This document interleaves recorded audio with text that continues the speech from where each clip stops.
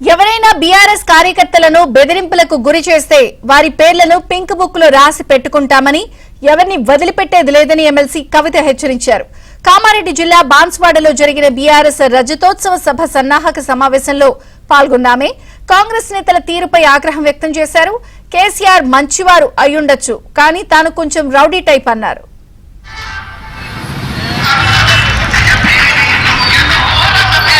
కేసీఆర్ గారి నాయకత్వం 24-25 సంవత్సరంలో అడుగుపెడుతున్న తరుణంలో అక్క ఫోన్లు చేసి బెదిరిస్తున్నారని చెప్పి అన్న జుబేర్ అన్న ధైర్యంగా ఉండు. ఎవరెవరు బెదిరిస్తున్నారో వాళ్ళ పేర్లు బరాబర్ పింక్ బుక్ లో రాస్తాం.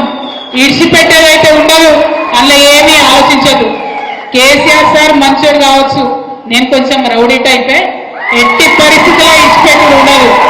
ఇక్కడికి బాన్స్వాడలో మిమ్మల్ని సతాయించి మిమ్మల్ని పోలీస్ స్టేషన్ కి ఈడ్చినటువంటి ఏ ఒక్కరిని కూడా నేను మాత్రం క్షమించే అవకాశమే ఉండదు.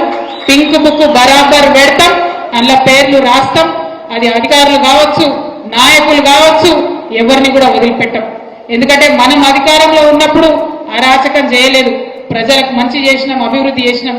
ఇవాళ మీరు పార్టీ మారినంత మాత్రాన ఈ గులాబీ కండువానేదో గదరించి పెడదాం, భయపెట్టించి పెడదాం అనుకుంటే మీ తాట సభ్యులకు భయపడేవాళ్ళు ఎవరు లేరు. మీ తాత, మీ ముత్త, మీ జేజమ్మ దిగొచ్చినా కూడా భయపడేటోళ్ళు ఎవరు లేరన్న విషయాన్ని మీ అందరికి కూడా సభాముఖంగా నేను తెలియ